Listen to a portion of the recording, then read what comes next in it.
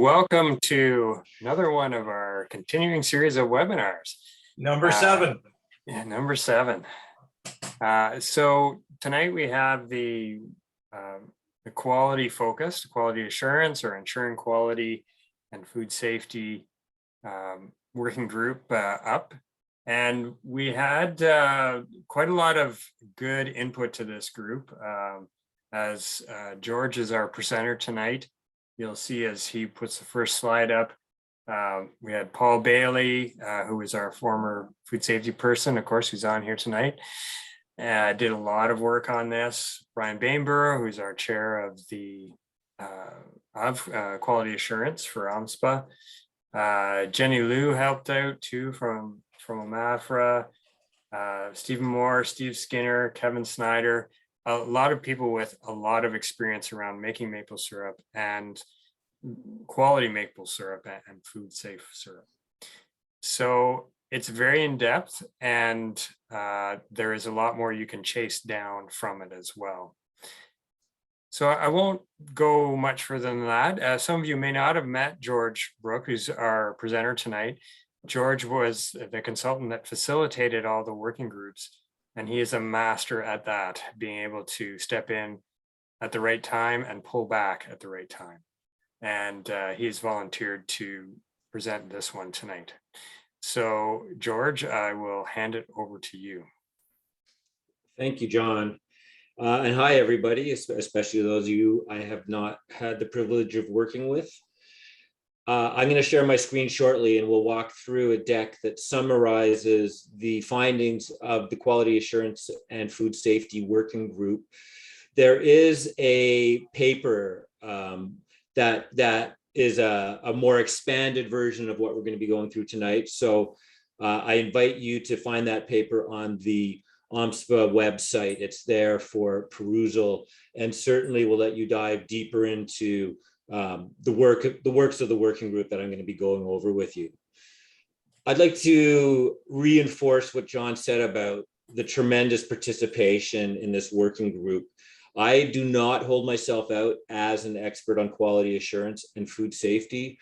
I learned a huge amount, and I think this work is a genuine contribution to the strategic planning process, and it is a direct tribute to the real depth of experience we had on the working group.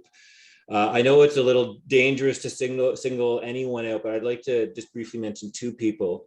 We had Brian Bainborough, past president of OMSPA, and also someone who's been closely involved with OMSPA's quality assurance and food safety work over the years. And he brought a real sense of the history of the great work that OMSPA has done on these issues in the past. And he's also very, in touch with many segments of the OMSPA membership. So that was invaluable. And I'd also like to highlight Paul Bailey, who really used to be OMAFRA's resident expert on quality assurance and food safety in the maple industry. And he's now retired. And quite frankly, OMAFRA is much less wise in all things maple because of his absence. And again, I can't speak enough about just the sheer amount of knowledge that Paul brought to the table and shared with the group. So thank you to you both. So without further ado here, I'm going to share my screen and we will get started. I don't know if Paul realizes, but his camera's on. He was saying he didn't want us to watch him eat. We've been watching him eat. So I don't know, you turned your audio off. I don't know whether you want to turn your camera off or not. He's all done.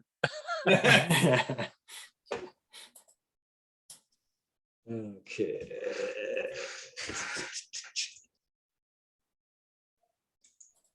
There we go. So is everyone seeing full screen slide presentation? Confirmed. Affirmative. George. Excellent. Hey, just before I start, sorry, hit the sidetrack. Before I started, I have some notes on some of the slides. So I thought, okay, I'll load a second copy of this deck on my second screen. You guys don't have to see it. I can see the notes. When I put it into presentation mode, the PowerPoint program, the app, it automatically sync the two. So I advance one, but the other one advance and sync. Anyways, it's very slick. So I just had to share that. Okay, so the Ensuring Quality and Food Safety Working Group. So the members of the group are here. John has already talked to it, so I won't go through this again. But I think the key point is that we had broad representation and we had real depth of expertise. This presentation summarizing the work of the group. We formed in January 2022 and met extensively over a 3-month period, 2.5-month period. Reconvened after sugar season to complete the final report, and now we're presenting on it to you. The mandate was quite broad.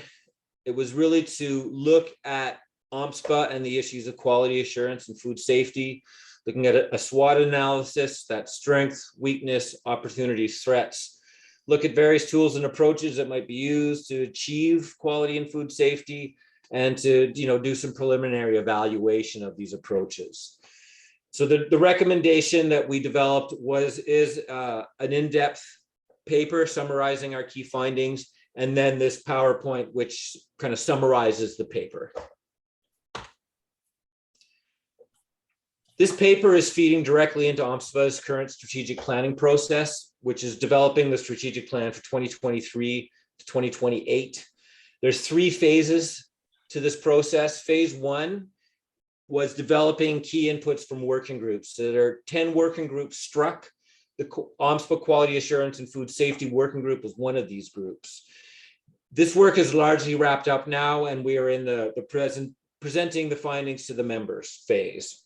So the second phase, member engagement, as originally envisioned, was going to be happening now, and it is bringing together representative members of OMSPA into focus groups led by experts, looking at the future of OMSPA and really trying to get a large amount of high quality information from the members as another key input into the strategic planning process.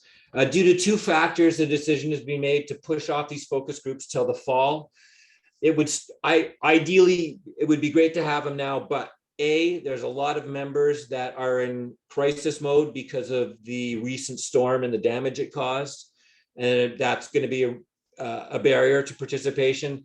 And also, we were counting on having key representatives from OMAFRA in these presentations as well, in these focus groups. And because of the election call, they cannot participate right now. And after the election, again, there will be a lot of turmoil until ministers are in place, mandate letters are written. So because of those factors, the member engagement phase is now happening in the fall. The third phase is developing the strategic plan. This is going to be bringing all the inputs together and really just doing that hard work of digging into the issues, looking at the future of OMSPA, and developing a pathway to get from where we are now to where we want to be at the end of 2028.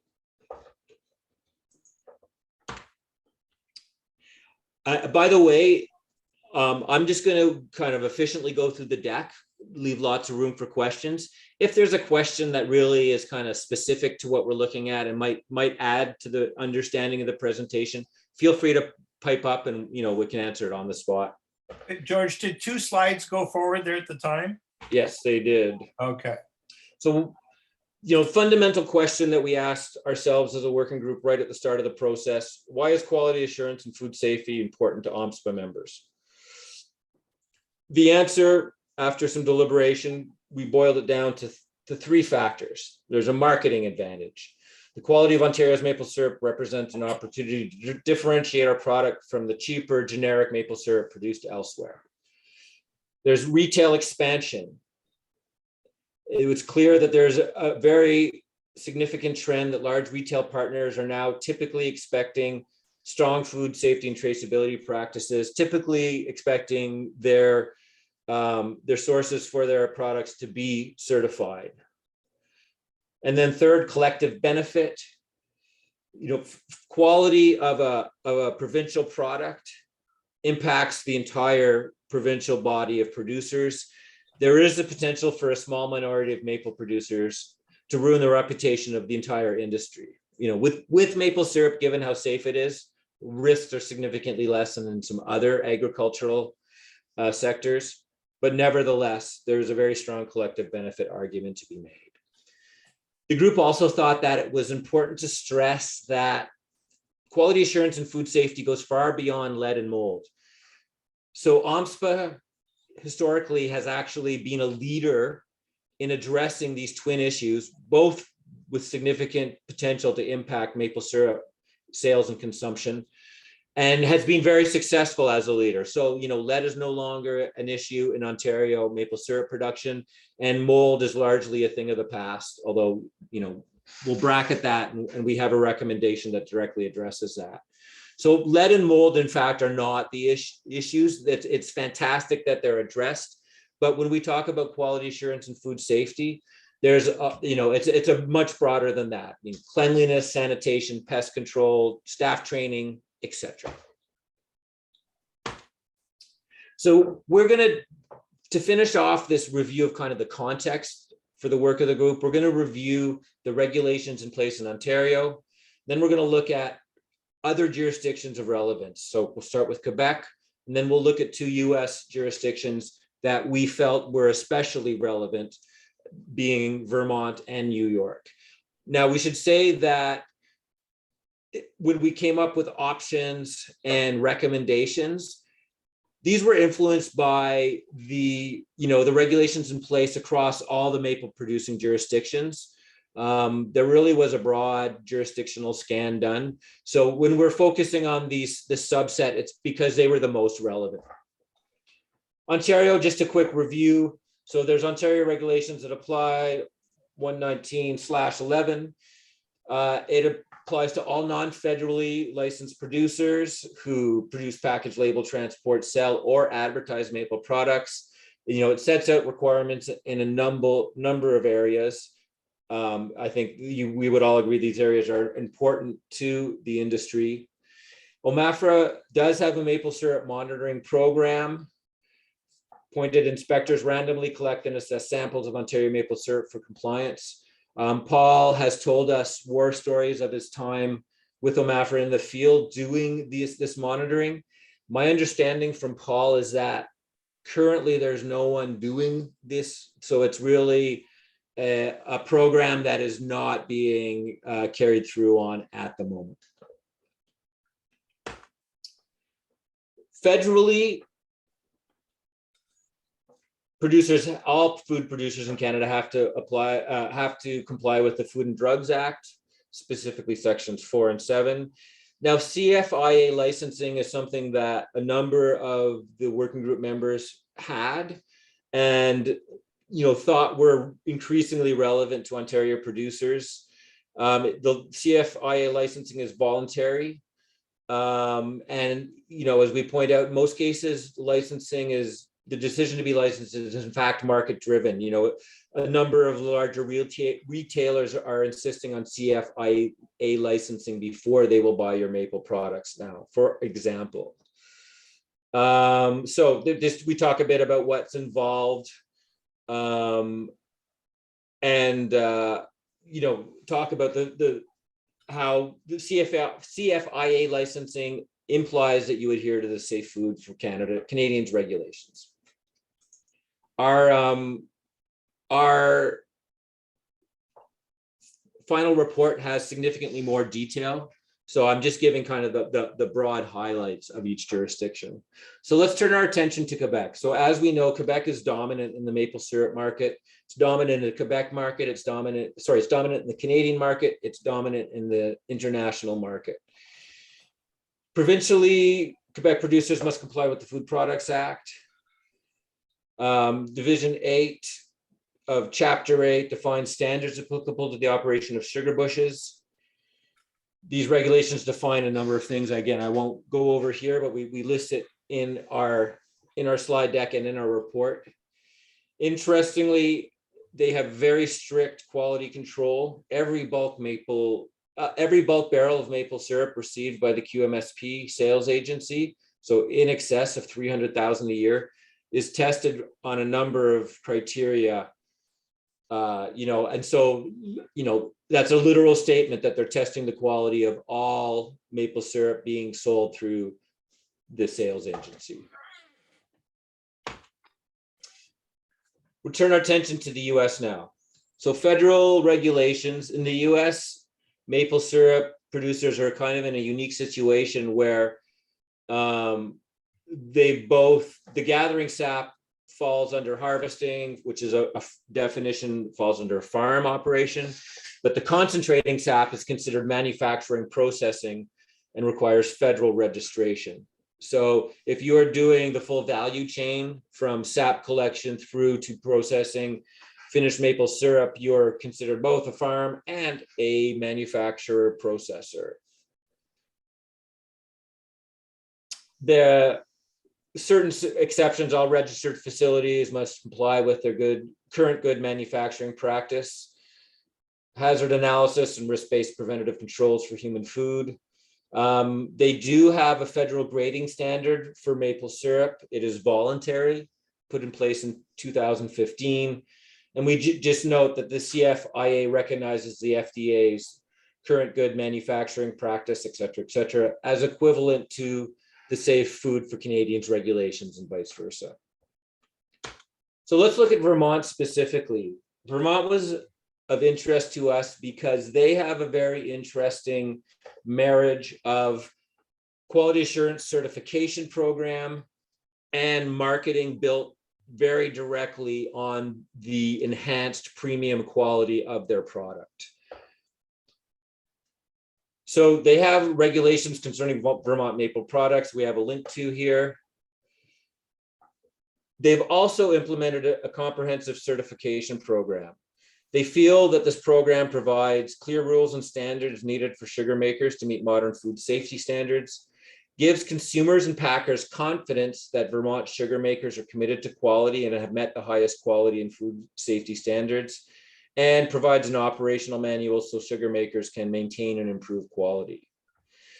This certification program provides a variety of resources for producers, including a sugar house certification checklist, which is actually used directly in the certification process. So if you pass the certification checklist, you're very likely to be certified when the inspector comes by.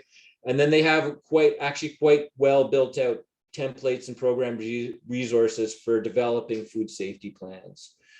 I provided the cost of certification there, which is calculated by the number of taps in production, just as a frame of reference to indicate kind of the cost that they're charging to producers to participate. As you can see, it's very heavily weighted towards larger producers, so that in Ontario, there's a significant percentage of OMSPA members would fall into that first category, the 1 to just under 2,000 category. New York. So New York takes a different approach to certification. The last point I'll make about Vermont is that this certification program was pushed for and is being administered by the Vermont Maple Sugar Producers Association. It's an association-based certification program. In New York, the food and food products are regulated by agriculture and market laws found in the appropriate section of the Consolidated Laws of New York. Now, their certification program is a statewide certification program that's multifaceted. It's not aimed at maple production, it's aimed at agricultural production writ large. I think there's 20 categories of products that fall under the certification program. It's voluntary, it's free to join, and they've put some actual significant money behind it. So participants can access up to $50,000 in grants for capital improvements to meet or maintain the food safety requirements. Reimbursement of $1,000 in GAP audit costs for 2 years. So again, like if even that initial outlay is a barrier to certifying, they want to overcome it. They really want to promote participation. And then 1.5 million is available through the Environmental Protection Fund to help farms implement an agricultural environmental management plan. Again, I don't know how much of that is applicable to maple because, some like think of a intense poultry or hog operation with the environmental impacts those have, they may get the lion's share. I'm not sure on that. So New York states that the New York State Grown and Certified program is designed to build consumer awareness and confidence in New York State branded agricultural products, provide meaningful food product labeling, enabling New York farmers to take advantage of the growing market demand for foods that are locally grown in an environmentally responsible manner and that are of the highest quality and safely handled, and fulfill the state's economic development mission to advance growth in the agricultural sector and secure markets for its products. Those first 3 points dovetail very nicely with the rationale behind Vermont's certification program. I think they should have, personal opinion here, significant relevance for OMSPA members as well. All right, so we're going to switch gears into the analysis section. So this is the work of the group analyzing the situation and coming to some insights. So analysis, the strengths, what are the strengths OMSPA brings to quality safety, quality assurance and food safety? There's obviously many here. We won't go through them point by point. One thing that was really highlighted in our discussions is that OMSPA has previously been a leader in issues of quality assurance and food safety, showed clear leadership in issues of lead, in issues of mold control. At the same time, I think there was a feeling that other jurisdictions have, since our historical leadership, kind of taken the ball and ran with it more.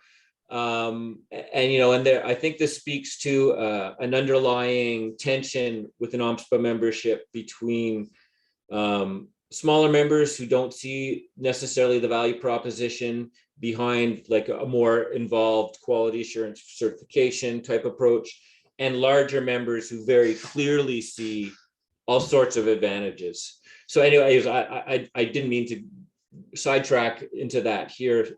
Let's focus on the strengths. So I wanted to highlight there's some real historical strengths in leadership on issues. There's a Sweet Ontario brand that, that's been associated with high quality. We have a best practices manual. It needs to be updated, but it has been done. Some significant work has been done on that.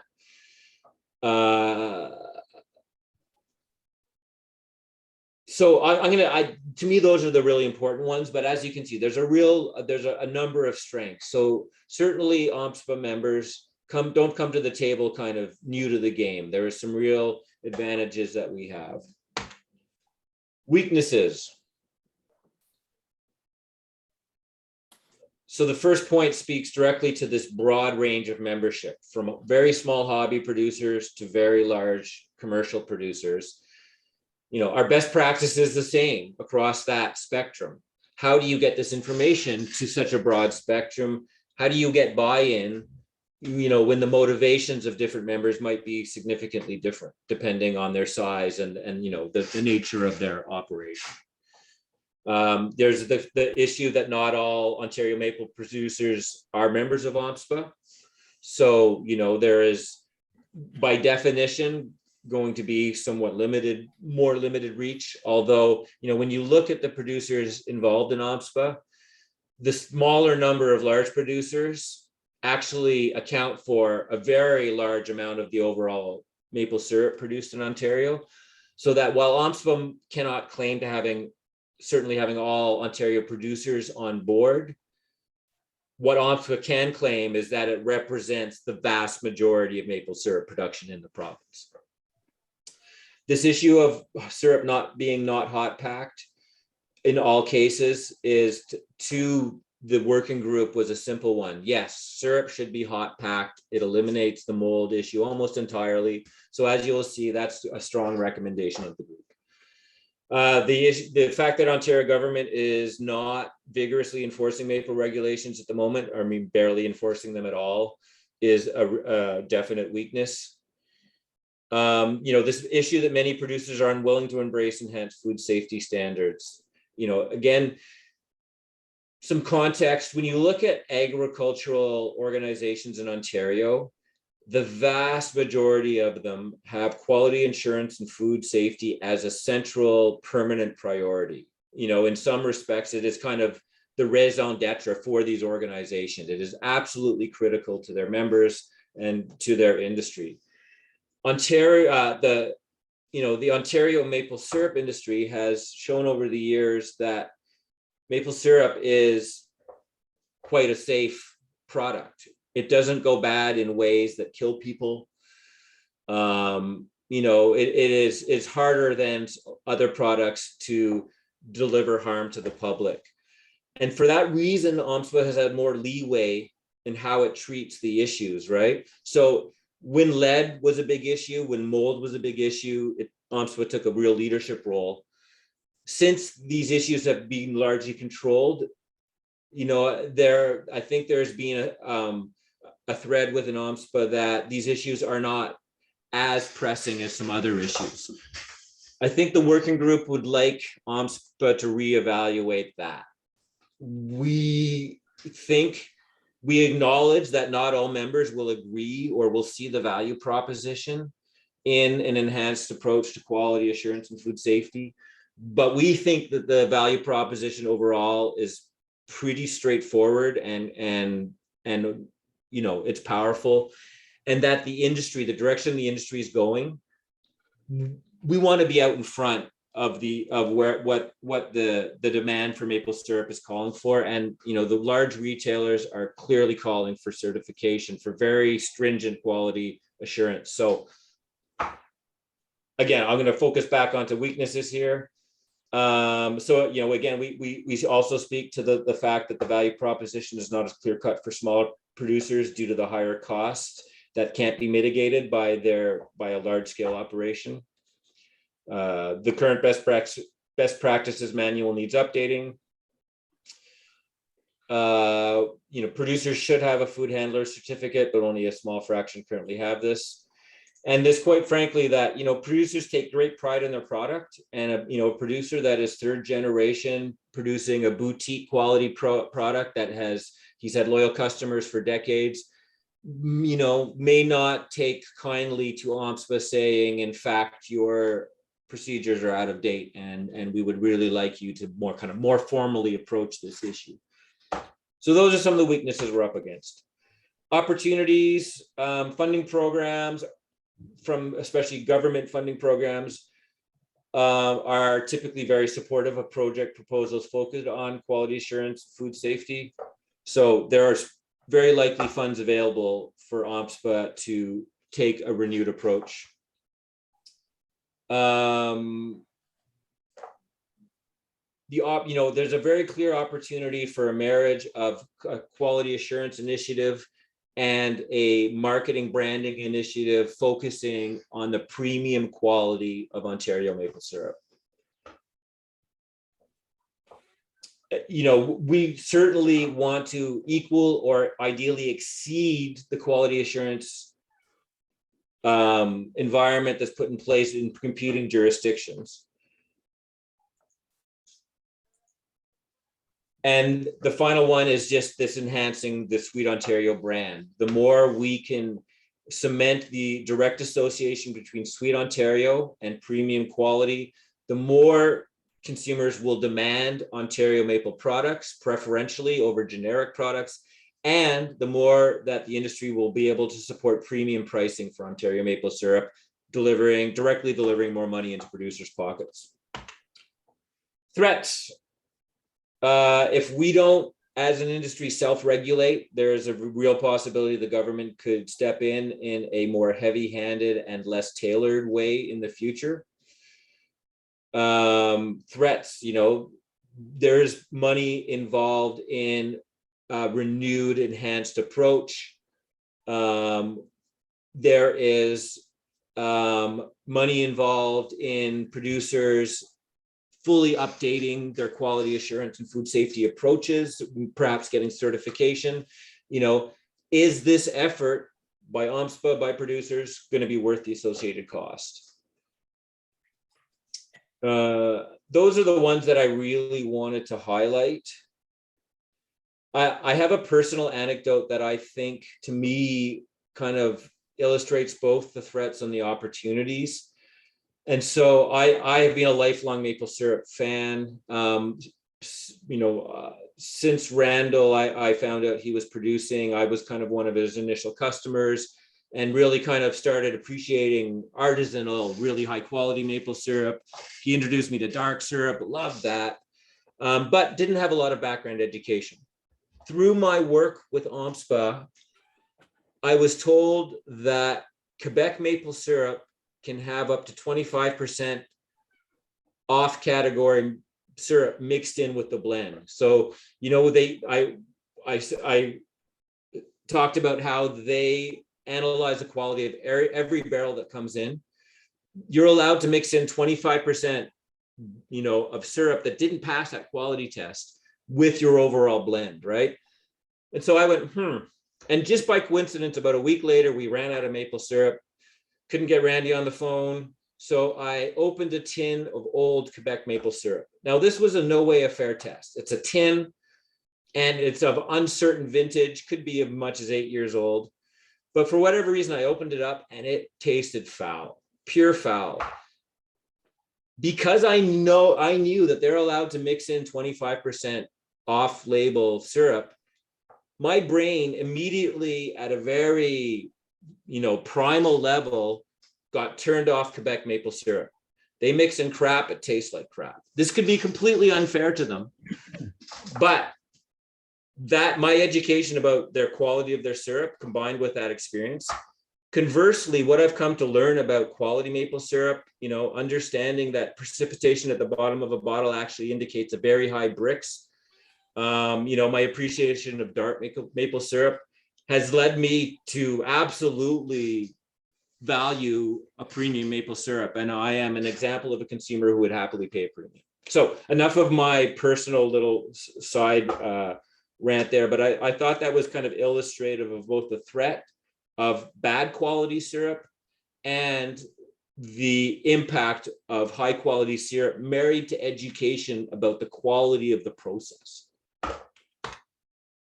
So part of our analysis, we looked at barriers to adoption of best practices because it was clear from the discussion in the group that there will be members of OMSPA that just don't see the value proposition, that will need a significant amount of bringing along to value quality assurance the way that the working group came to value it. So, there's just challenges in communicating best practices to producers. How do we get information out there? How can they easily absorb it and put it into practice? The barriers around producers questioning the cost of upgrading and modernizing their quality assurance procedures. The lack of consequences for not following best practice in the current environment, that creates a real barrier to adoption. If you think it's going to cost money, you're unsure of the return, and there's no consequence, that I would need a lot of prodding to move forward on something, especially if I have a lot of other competing ways that I can impact my business, put more taps online, improve my reverse osmosis or whatever. This is again part of resistance by producers to any outside involvement in their business, especially longtime producers who have a loyal customer base, perhaps they're multiple generations, resistant to government or the association coming in and tell them how to do their business. The best practices are certainly a moving target, so that OMSPA had developed really first-rate best practice manuals, but they're now out of date and need revising. This challenge of consistent applications of best practices across different sizes of operations came out through loud and clear. And in fact, when you see our recommendations, we're recommending that the new best practice manual have one for hobbyists and one for commercial producers to acknowledge this kind of difference in what's applicable. And then the final thing is just, how do these best practices work with different types and levels of marketing? So the final part of our analysis, and we thank you for staying with me. I hope we're getting through this efficiently. We developed 4 options for how OMSPA can proceed. These options are kind of linear. The first option, maintain the status quo, is the least effort and resources option. The fourth option is the most resources and effort, and you'll see kind of each option adds another component to the previous. So maintaining the status quo would involve, I think under any scenario, we need to update the best practices manual. There's been some work on that, but that hasn't been completed. Continue OMSPA's local info days. Continue periodic local sponsored workshops on quality assurance and food safety. Continue the summer tour. The working group, I'll say it up front before we have the big reveal on our recommendations. We don't think this option is the way to go. Option 2 would be revising the best practices manual and adding regional food safety and quality education workshops. So this is kind of providing 2 mechanisms to educate OMSPA producers. So we're building on the current BMP to develop a heavily revised BMP that includes preventative controls. And then of key difference, sponsor several regional food safety workshops and several quality workshops annually across the province. And then we continue the local info days and summer tour, where the emphasis will remain on production practices. So now we look at option 3. So this is building on option 2. But in this case, we go to 2 new best production manuals. So one is kind of looking at the minimum preventative controls. The second is kind of closely follows the SFCR preventative control requirements. And so, and again, someone jump on if I'm getting this wrong, Paul. I know you've poised there to jump in. Please jump in if I get any of this wrong. But my understanding is that the stricter SFCR preventative control requirements, if a producer followed those, they would be setting themselves up for CFIA certification. It's basically adhering to CFIA standards. So we're talking about templates that are sophisticated enough that producers could use them as stepping stones to federal licensing.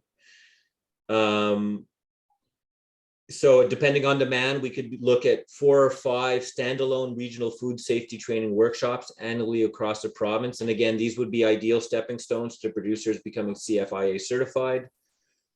We could sponsor standalone, continue the local info days, continue the summer tour. George, is this kind of like where Vermont is at? Because is that program that they put in place essentially like the number 2 here, closely follow the CFRC preventive control requirements? That's a great segue to option 4. I'm going to say that Vermont is actually the closest to option 4 here. Okay. Option 4 takes option 3 and it adds this explicit certification program. So option 4 would be the 2 best practice manual approach, the basic and the pro. And again, like I use the word, kind of the basic would be suitable for hobbyists who just want to get the basics right.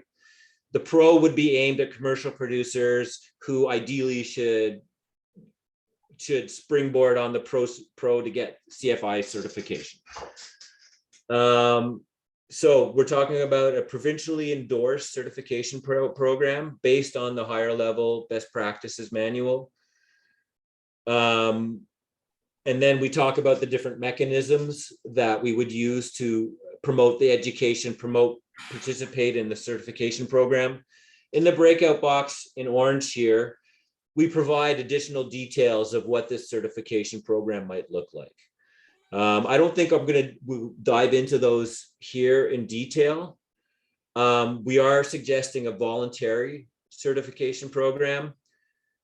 We're suggesting an in-person audit by a trained, qualified person.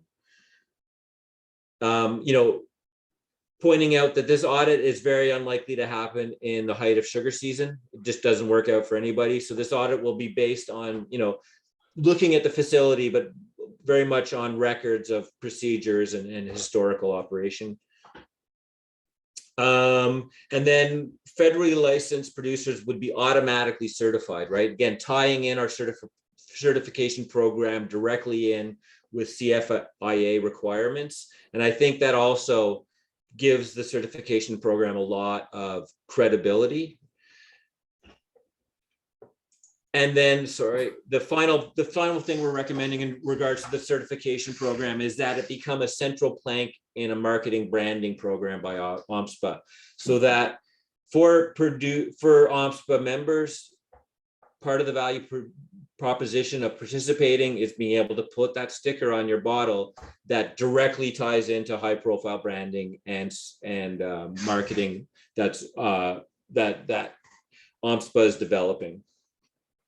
And so just to speak to that briefly, there is a product differentiation market development working group that looked at this issue, and certainly product differentiation based on quality was one of the angles that this product differentiation market development working group spent a lot of time on. And the recommendation coming out of that group is that OMSPA engage in a comprehensive branding marketing program based on fundamentally on differentiation based on quality and on the rich history and tradition of Ontario production. So kind of blending those two together, a very storytelling based approach to marketing branding that really cements the artisanal, local, high quality family tradition behind the syrup you get from your Ontario producer. Here's just some final thoughts.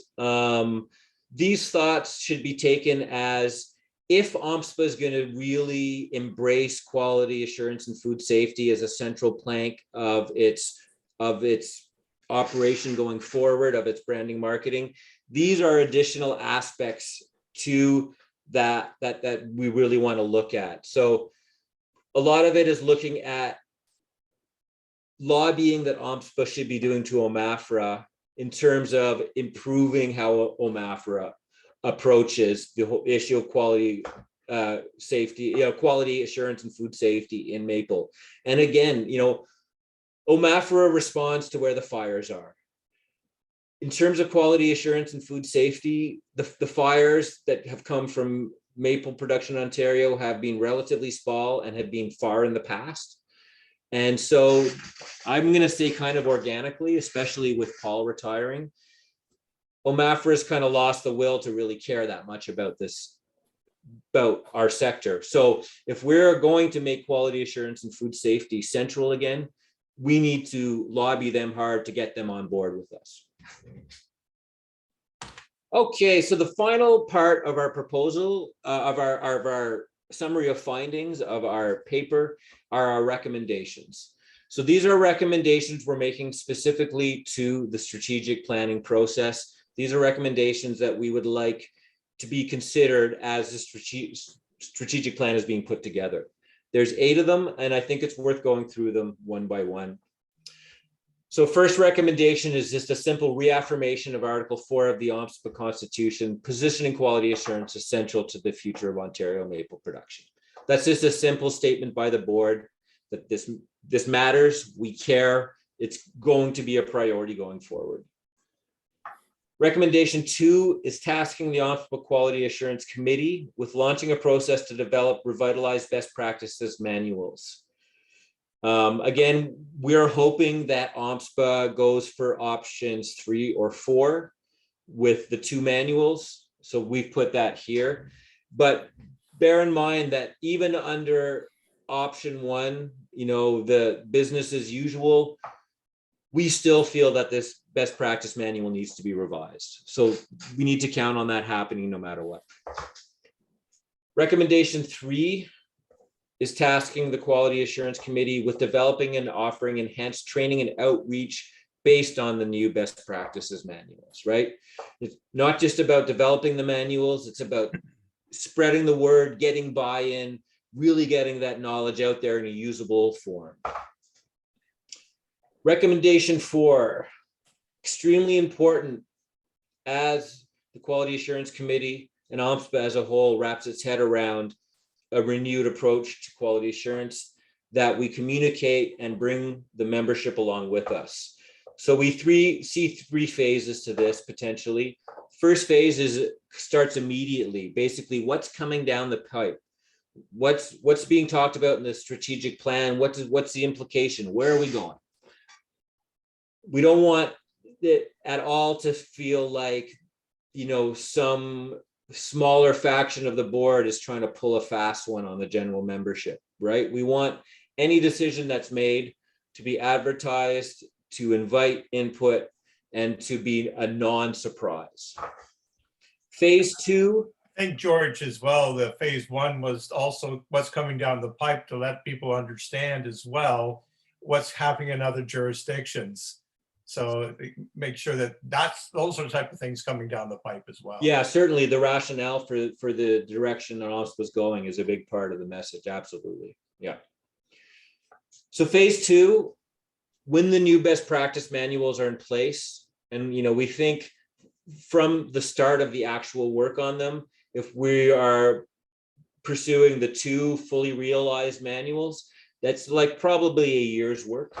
So when they are realized and in hand, then we start communication, disseminating the new manuals, the new enhanced training, really driving buy-in from the membership. Phase 3 would be more optional, and that is if OMSPA decides that a certification program should be a part of a renewed approach to quality assurance and food safety, then it makes sense to explicitly address that with membership communication as well. Again, there will be feedback we got from the working group very clearly is that there will be a faction of the membership that is resistant to enhanced quality assurance. And so, we need to acknowledge this. If that's a direction that the strategic planning process and the board feel is important, we need to engage with these members and really kind of, we want to raise the entire ocean, all the ships on the ocean. That's a really tortured metaphor, so let's move on. Recommendation 5. So consider launching a branding marketing campaign in parallel with this quality assurance initiative. As I mentioned already, the product differentiation and market development group feels very strongly that there is an opportunity to brand Ontario maple syrup as different, high quality, coming from a rich tradition, and a quality assurance program, and especially a certification program, would dovetail in with this perfectly. It's kind of almost required to go that route, right? If you think about it, there are few ways that an agricultural industry can make an authentic statement to the public at large about the professionalism and quality of their industry.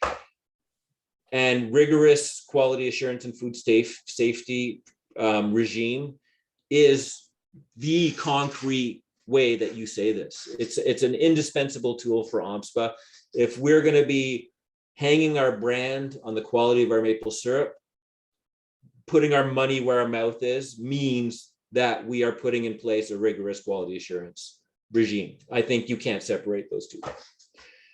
Recommendation 6. So we are asking a lot of the OMSPA Quality Assurance Committee, certainly far more than historically they've been asked to do.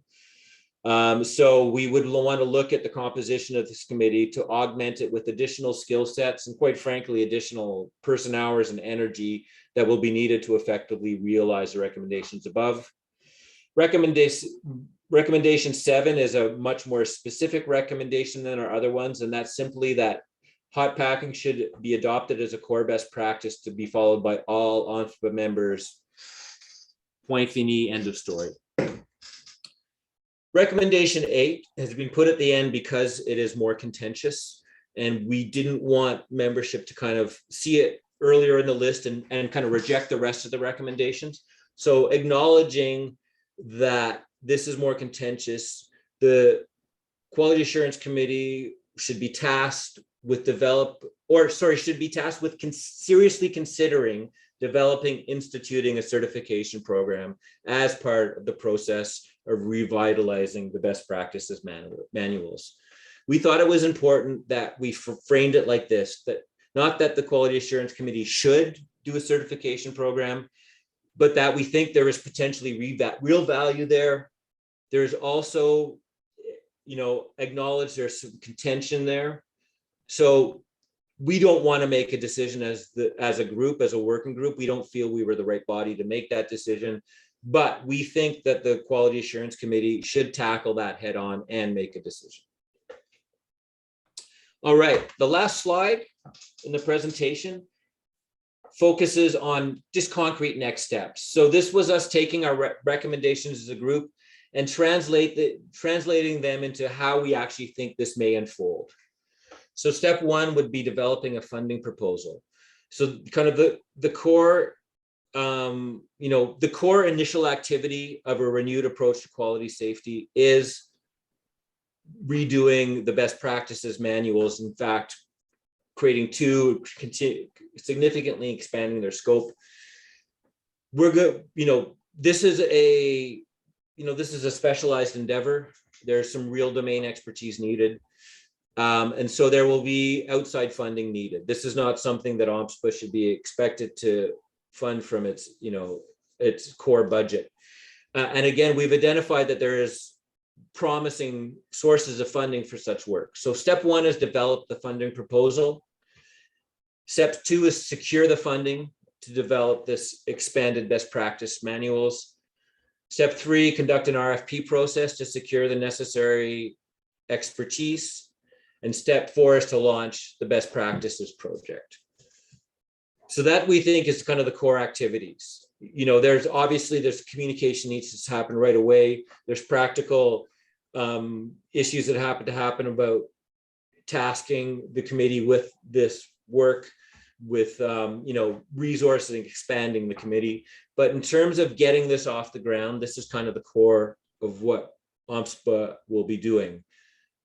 Developing the funding proposal, so what that involves is outlining the process that's going to be followed, developing a budget for it, and then developing the funding proposal, securing the funding, securing the expertise, launching the project.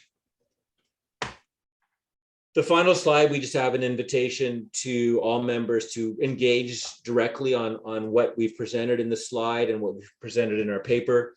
Given that we're on a call here together, the appropriate way to do that would be to simply open it up for questions and comment and discussion. So thank you very much for listening to me, and let's turn it over to the entire group.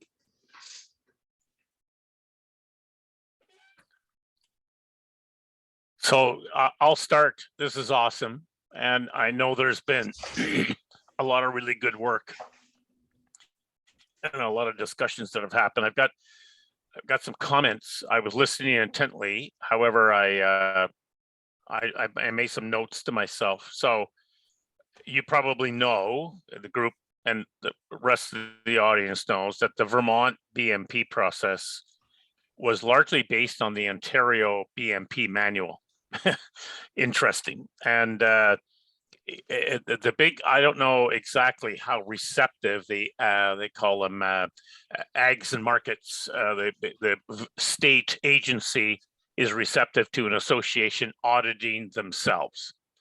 And so that's a key tenet. And I know Paul has had a pile of thoughts and experience in this, and that's why I think our seal of quality program from back in the early 90s didn't get legs, was because we were audited by ourselves. And I know I got audited, and a guy gave me recommendations that were below my standards.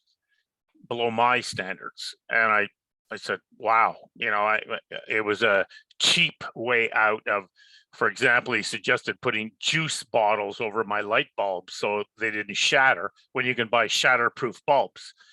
And it looked like shit. And I'm not going to do that.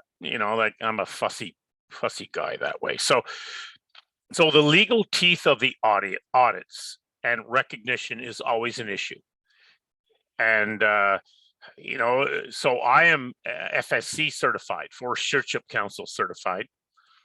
Credibility is a key in that. So independent auditor certified under the Rainforest Alliance. Yes, most of it is forest related, but they audit three things, right? Forest, meeting a plan. I have a MIFTIP plan, more managed forest tax incentive plan, meeting the objectives of the plan, 1, 2, sanitation in my facility, and 3, chain of custody.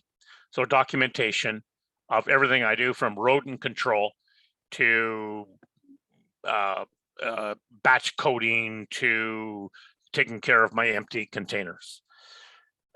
So that back, to the OMSPA auditors, which, if we're ever authorized, if I can use that word, may not be viewed credibly. And that's back to the seal of quality item. And no doubt the group talked about that. So we have a motion, we have a board resolution from years ago. I know when I was the pres, that we supported third-party certification as an industry. And right now there's 3, right? There's organic, there's FSC, and there's CFIA. And I don't know, in part of the discussion, whether it was addressed of pushing and asserting that whatever your certification is, and I'm not advocating any one or the other. For me, the FSC works better for me just because of the story I want to tell. But I'm not against the organic, but I can't afford to be all 3. An organic can be expensive, and my markets don't demand it right now. So we have that motion in place, that we have support on as a board level, and the motion has not been rescinded, of supporting third-party certification. So that's good. That's a positive thing. And yeah, so I've thrown out a lot. My last item is, did the group ever talk about higher density of SERP? We put a proposal in 2015 when, and Paul knows this, when the reg was being changed, that we suggested going to 66.5 bricks.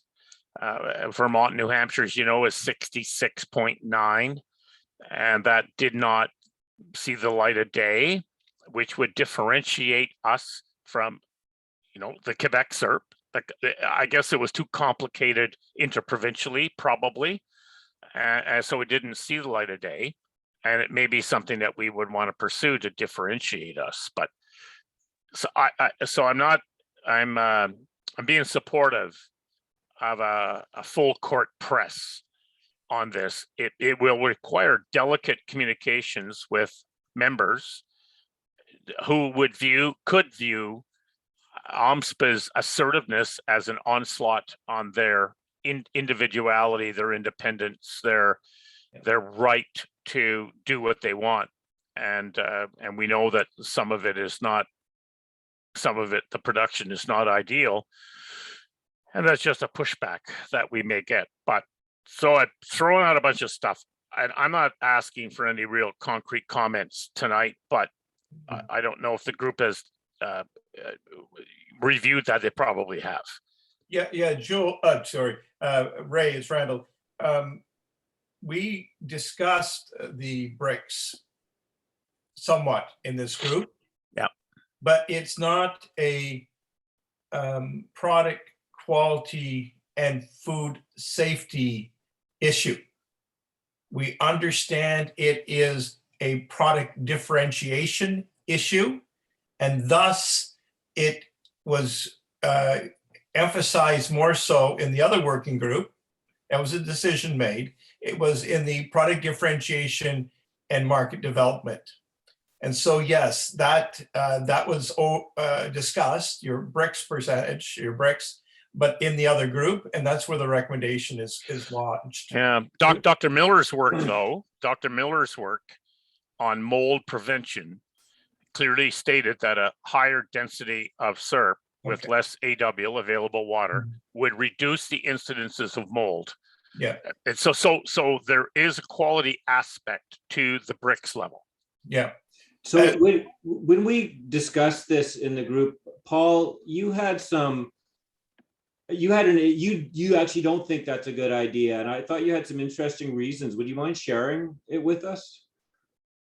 I can't remember exactly the discussion, but I know one of the reasons that it did not happen was because there was a personality conflict between a certain manager and a certain member of the board who is on this call. And she was going to make sure that most of what he wanted wasn't going to happen. And very nicely poisoned the well for everybody that follows. One of the way that the bricks is measured in Vermont is at 60 degrees Fahrenheit, when the bricks in Ontario is measured at 68 degrees Fahrenheit, 20 degrees Celsius. So that 69 or 66.9 really is about 66.5 or 66.6 when you use the same measurement temperature. I'm not sure, given the lack of interest, shall we say, in OMAFRA regarding the maple industry, I'm not sure that the OMAFRA would be willing to enforce a 66.6 or 66.9 bricks. And there's a reason that the feds have an upper limit on their bricks levels, because when you get past a certain level, the sugar precipitates and it looks actually worse. So there are a number of reasons. So I wouldn't object to going for a higher bricks, but I'm not sure that it's the panacea that everybody thinks it is. Okay, appreciate that. And just one clarification, Ray, about the Vermont certification program. It was developed by the Vermont maple, what is it? Sugar makers, yep. Sugar makers, right? Yep. Association, with funding from the Vermont government. Yeah. And they were hoping, when I did the research, that the Vermont government would subsidize some of the auditing costs to encourage more producers to adopt the program. And their issue was not with the Vermont government, it was with the packers. They were trying, their point was that they were trying to get the Vermont packers to accept the certification as a higher level, closer to meeting the federal standards than a non-certified producer. And the same thing with the retail crowd. So their certification program is based on the Code of Federal Regulations 117, the best practices, or the preventive controls and all that kind of thing. But it doesn't quite go all the way to meet federal standards in the US. Yeah. The big thing is the credibility of the outcome. And so that's important. You know, if it's not recognized in one way, shape, or form, any program is not recognized, the consumer is not going to have confidence in the outcome. Yeah. So we need to be cognizant of that. I think that was well captured by the group. It wasn't just No doubt. Panacea. It was like, this isn't going to be without some chagrin, and some of this may not be accomplishable, but let's get it down here as an objective. Yeah. Oh, I'm not against it. Yeah. I'm just looking at logistics. Yeah. You know, again, it's the devil's in the details and the logistics of trying to work through the myriad of numbers. Like, I would love it if the 3,000 stated producers in Ontario were compliant. I could take you to places that would make your hair stand on end. Who shouldn't be in our maple industry, but yeah. Well, there's lots of them. I'd like to jump in here. As Paul alluded to, it's Nick Bereznik, known as either the poisoner or the poisonee. Yeah, Nick, I don't think it's me. I think Pam was in love with you, not me. Well, I couldn't shake her anyhow. Yeah, my question is for George.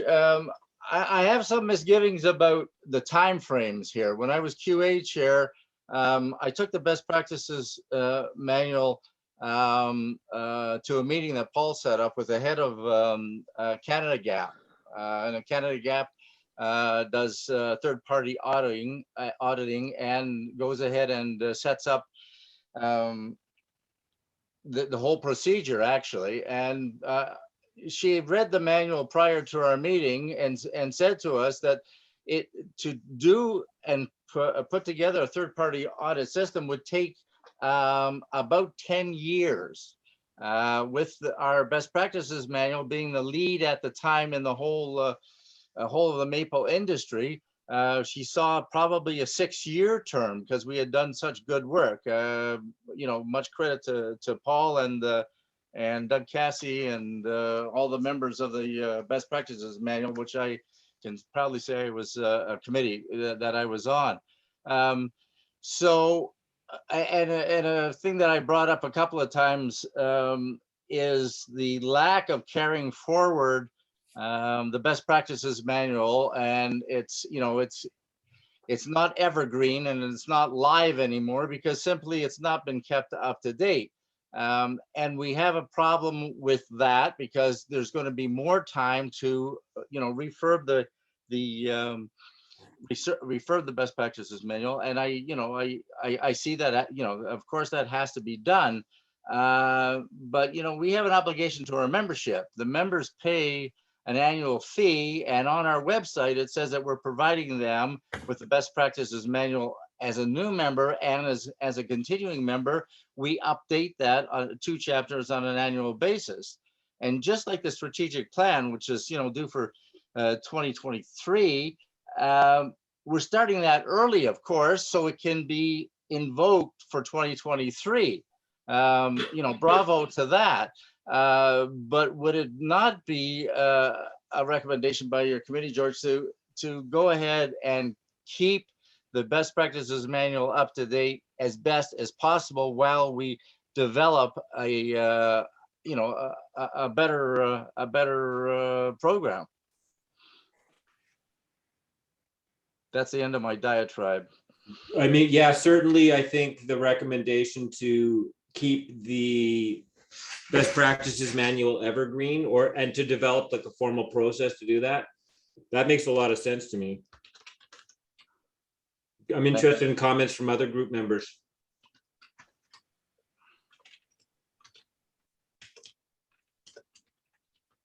Well, it's David here. I don't know how often I said it already, but that there's got to be something for the young guys that are starting up, and it's not happening.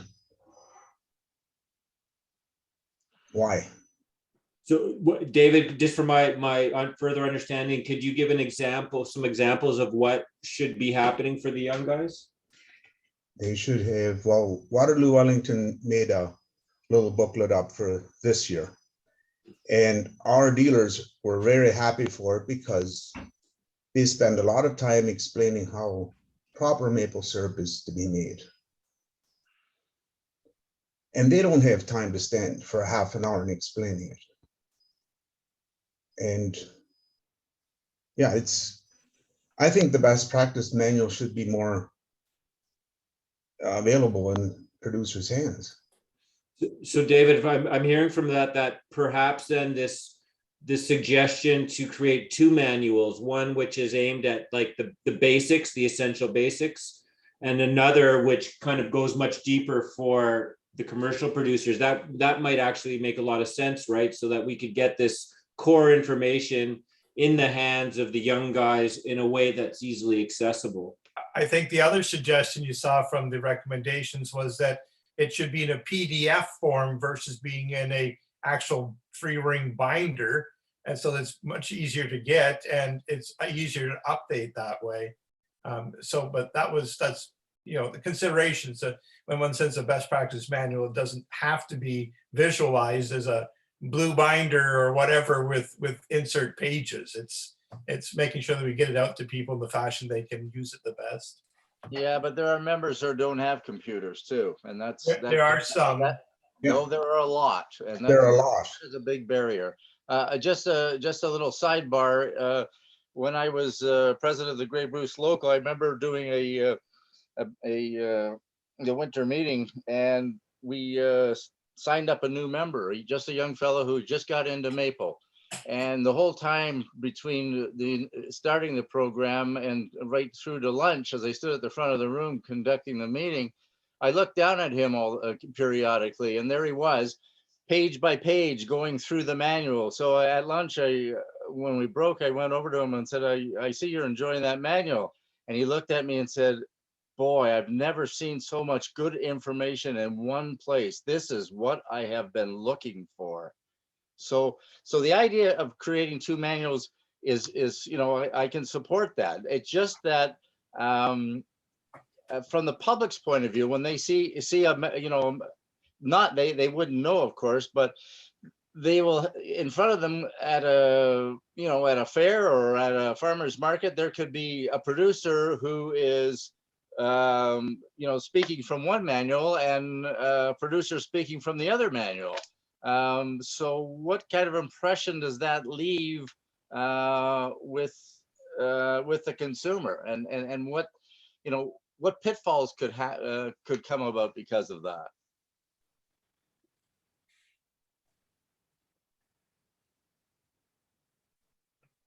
I'll make- Nick, it's Jules here. Like, from what I'm saying is that what this group has went on and what they've developed is there's two streams, but they're not different streams. One's for beginners, the other one is from the big guys. And definitely you will not see a 20,000 or a 30,000 or a 40,000 tap guy on a market. So that's what that group has been working on.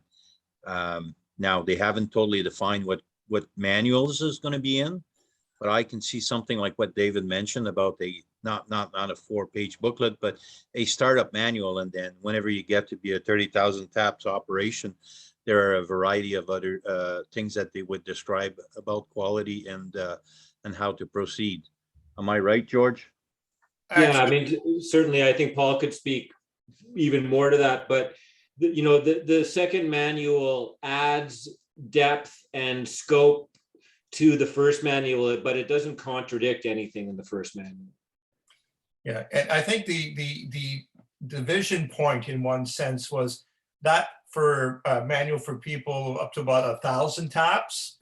And then as people start going above and beyond, families and friends, and when they're starting to sell to more broadly to retail outlets or at farmers markets or whatever, I mean, there's sort of a beginners and size manual. And then as you go beyond that, Jules, you don't have to, it's only for 30,000, 20,000 tap producer that the second manual is good for. It's just beyond the starting phase. To George's point, the first manual would not contradict the second manual, the pro manual, but the pro manual would be much more in depth with a lot more information. You get the basics in the basic one, and then you would add on to it, but there certainly would not be any contradiction between the two manuals.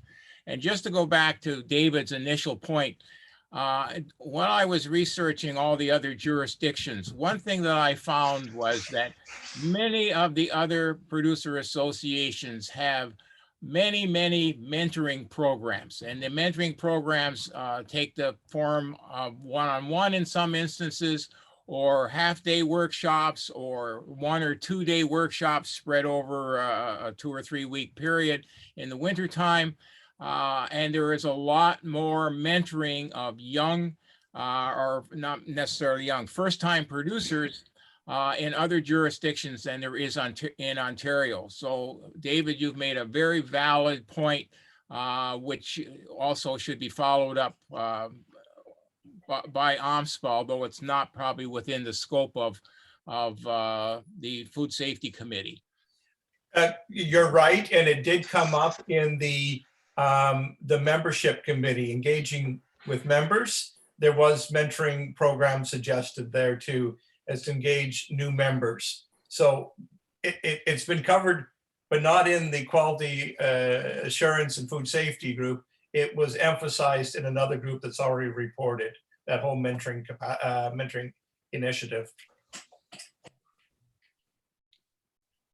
Nick here again. Just to go further on the certification programs that you looked at in Vermont and New York State, George. What kind of outside help do they have to develop these third-party audit systems? And were they actual third party? I can probably answer that, Nick.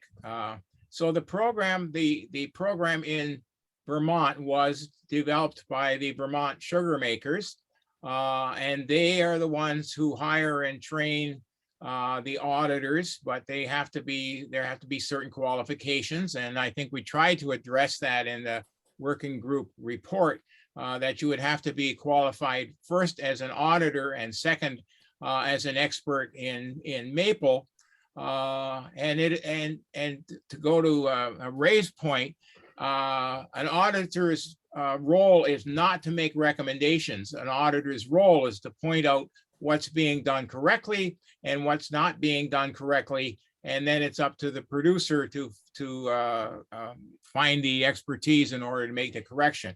And the reason an auditor does not make suggestions is because when he comes back or she comes back next year, she's auditing her own work, and that's a conflict.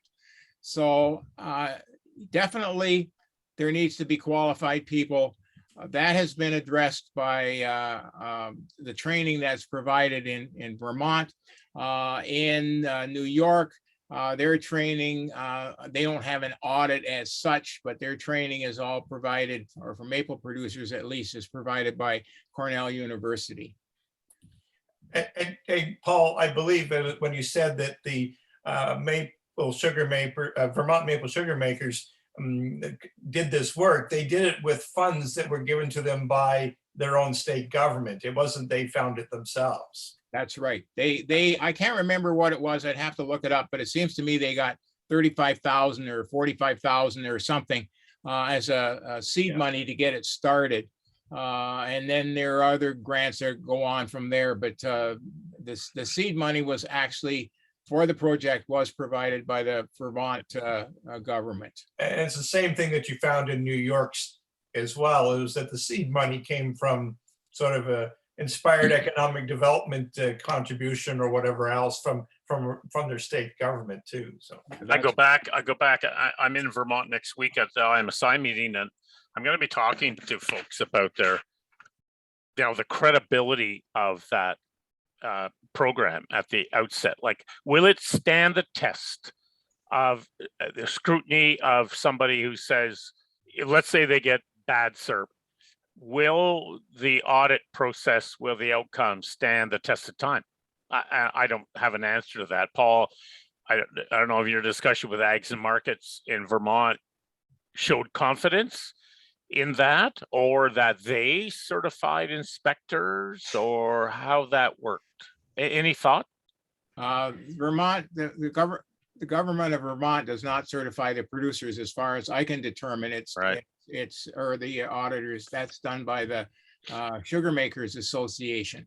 One thing that you have to remember in an audit is not 100% guarantee of high quality or safe syrup, because it's a snapshot. Right. Any audit is. Fair. However, again, it goes back to the credibility of the process. Yeah.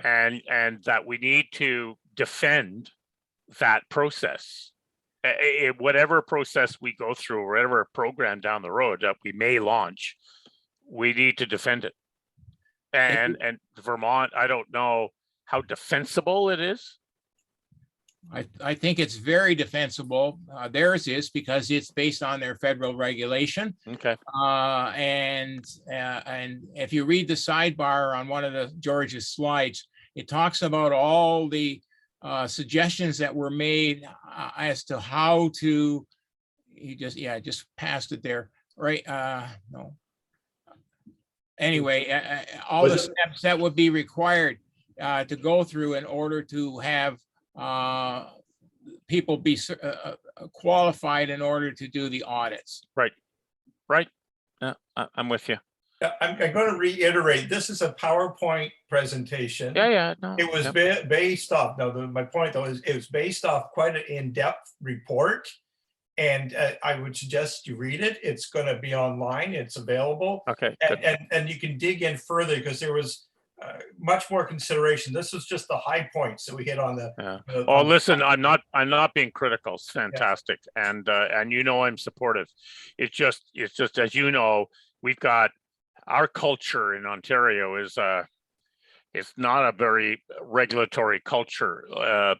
Quebec has a more regulatory, permissive culture. They'll accept it. Oh yes, there's outliers, but they'll accept it. Ontario, it doesn't. So it's, I'm thinking logistically about us as an organization trying to move the yardsticks and getting it chewed up in the meat grinder. Yeah. And that's very much why we separated certification from the manuals, because manuals are just a no-brainer. The manual's great. Certification, there's some real discussion there. The manual's great. And post haste, I think that shouldn't cost a lot of money.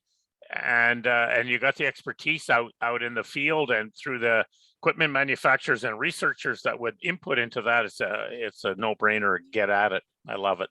One of the interesting things, we've surfaced a number of our members that we didn't know about and their expertise is Steve Moore, who was a member of this group, has a public health background. And interesting. And his father that was highly involved in the seal of quality. So there was corporate memory there. Steve, I see as a future leader in our industry. He's in his probably late 30s, I guess. And he comes from a public health background, a professional public health background. Oh, cool. Yeah. Well, I know his dad. Yeah. Anyway, yep. Anyway, that's been some of the beneficial things as we surface some really top talent amongst our membership. Totally. As we've gone through this. Totally, I agree. Is there anything more to be gained this evening? No, I'm good. They were almost 9 o'clock. Yeah, I'm good.